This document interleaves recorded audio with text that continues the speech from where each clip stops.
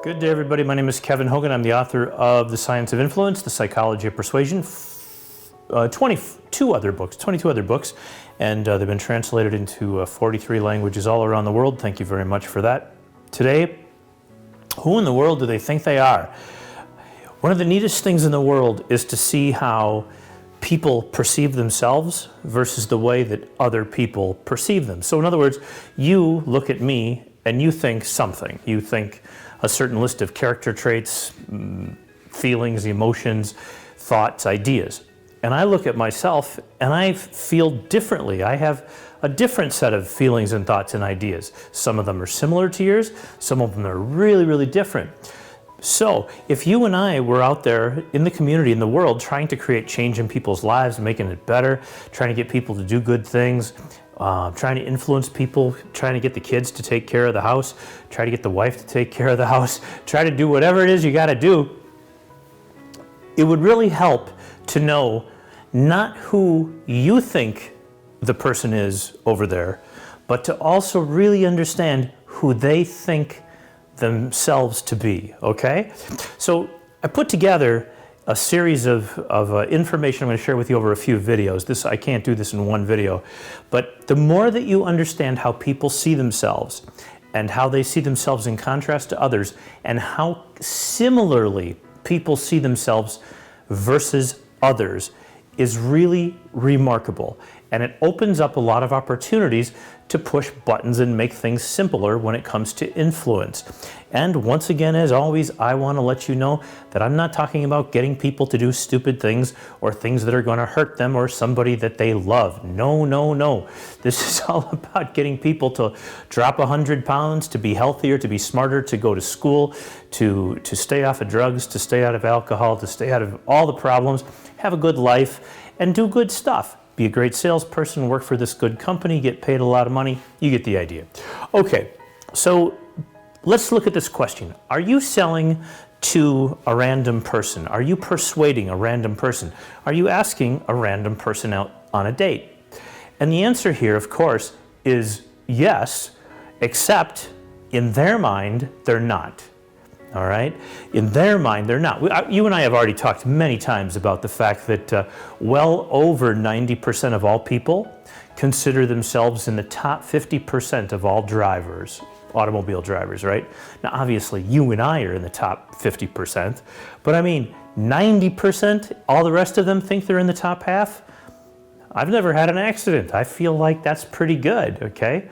So am I in the top 90% or top 50%? I don't know, maybe not. But one thing is for sure, 90% of people believe they're in the top half. You know what else? Over 90% of people, once again, it's way over 90%, don't recall the exact number, I'm thinking 94 on this, but don't quote me on that. 94% of all people think they're in the top half of people with IQ, their IQ. This one's in one of those really super simple ones because you can just measure it. And you can just take the test, boom, it comes out and you got your number. And you can tell exactly where you're at. So it's a simple one, but people think they're a lot smarter on average than they really are. People think that they have the right answer. Now, this is a really important concept. Why do people think and really believe that they're right and that you're wrong, okay? And here's how this works, and this is the lesson of this specific tape, all right? If you understand this, your life will change tomorrow for the rest of your life. People believe that they are right and that you are wrong, okay? This is real. Why? Because they look out at the world and they see whatever they see. I see the It's a Wonderful Life poster, I see a light, I see a LED screen, I see tape, I see a glass, I see all kinds of interesting things, right? And if somebody comes upstairs and says, hey Kev, telephone's for you, wouldn't surprise me, but let's just say that they did. Then all of a sudden, I have a perception that somebody came upstairs and told me that the phone was for me. But let's just say that later on, I said, why didn't you tell me that the phone was for me? And the person says, but they did. But I did. I told you the phone was for you. And you said, no, you just said the phone was ringing. Now, here's the thing. This person walks upstairs and they know exactly in their mind what they told you. In this case, we know they're right because I told you that they were right and I was wrong. But what would happen if they came upstairs and just waved like that? And what would happen if I then somehow pieced that together? Because in memory, we don't really have real memories. We have these like, take an ice cream cone and you dip it in chocolate sauce, you know, that fudge dip or whatever it's called, and you pull it back up and it's changed, right? And then every time you dunk it back in, the temperature's a little warmer out here, it gets a little smaller, it gets a little fatter, and you put it back in and it changes shape, it changes color. Same thing with memory. Every time you think of a memory, it changes. So you can sit there and talk to somebody who has had the exact same experience as you. And they will tell you that they took this photograph when it's obviously your photograph. That's exactly how you frame a picture, right? Okay, and so you're like, well, no, actually, I took that photograph. And they're like, no, I took the photograph. I took all these photographs that day. No, you didn't. I took the photos. You had the canteen and the hiking equipment and all that. I had the camera. I was taking, no. And we have these bizarre experiences, okay? I had a really interesting discussion today with somebody I like very, very much. And we were talking, and I said, well, I really wish you wouldn't have done that because it really bothered me and it really just stunk. It was terrible. And she said to me, she said, actually, you did it. And it really hurt me. And I was really sad and upset, and it changed my life for the bad. And we both thought the other person had said and done this thing, but we don't know, and we'll never know what really happened. We'll never have a clue. But the thing is that both people perceive themselves to be right. Now, why can't we come to a conclusion of who is right, okay?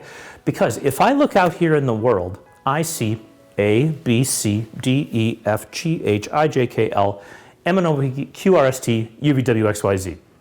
That's what I see. I see all those things. This is my reality. I see it right here, okay? And somebody else over here who's from another country, imagine it was like, say, Bulgaria or Russia, they got a different alphabet, right? And so they see all these different letters with different sounds that you and I can't even say. Same thing in Poland, right? Same thing in a lot of those Eastern European countries. And so they're looking out here, and they try to say words that you say with ease, and they can't do it. I remember when I first went to Poland, I couldn't say the word świetnia because it was 5 consonants in a row, świetnia. And I remember it took me minutes. I still couldn't hear the letters, all the letters that were in there because there's a ZCH in there, but it was there, and now I can actually almost say it correctly. And the other person can go, oh, yeah, Kev, he actually can say that. But do I hear all of the sounds? Not really. I don't actually hear all the sounds. I kind of fake it. They hear all the sounds, okay? Now that's kind of interesting because when you and I are out there in reality, we see what we see, and we see what's important to us. And somebody else sees a whole different set of things, and those different set of things are all important to them. Sometimes they intersect with each other, okay? Sometimes the A is an A, and the B is a B, and the C is a C. Except for in Bulgarian, there isn't a C, the C is an S. Oh, it's a mess. Okay, try learning a foreign language like that. It's not Spanish, which is easy. Anyway, so as you're sitting there, you get, well, C is not C, it's S, all right? And so now I have a problem because I see this world and this person sees this world. There's overlap.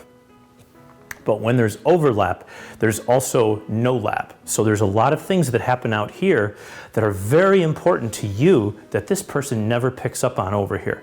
And there's a lot of things that this person over here does, and they never pick up on the things that were important to you. Why?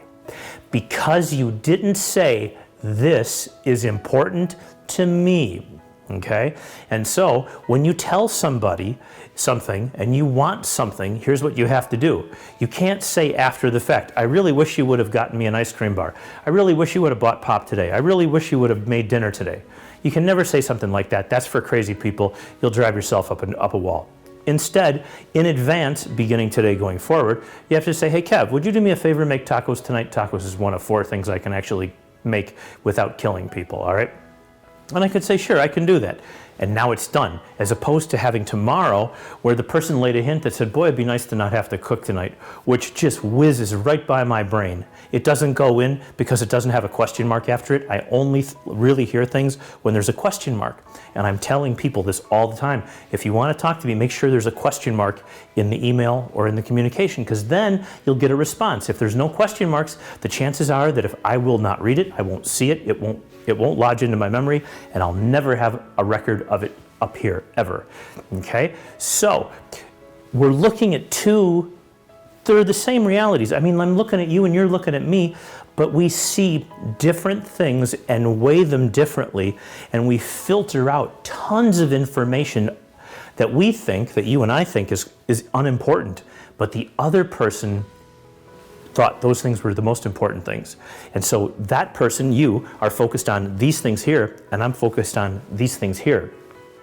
And so there will be some overlap, but because this is how we perceive the world, we perceive the world as that I am obviously correct. If you tell me that I'm wrong, that obviously, Kev, I told you to go pick up bread after work today. Babe, you didn't tell me to go get bread after work. I did too. Now, this is an insane conversation because it has to stop here. It has to go, next time, hand me a sticky note, stick it on my wallet. I will make sure then that I pick up bread at the store. Fair enough? Because you will never agree on what happened, because your brain remembers it one way, the other person's brain remembers it the other way. And if you tell them they're wrong, you're basically saying to them, you're crazy, you're wrong and I'm right. And that means you're questioning their judgment on evaluating the world in front of them.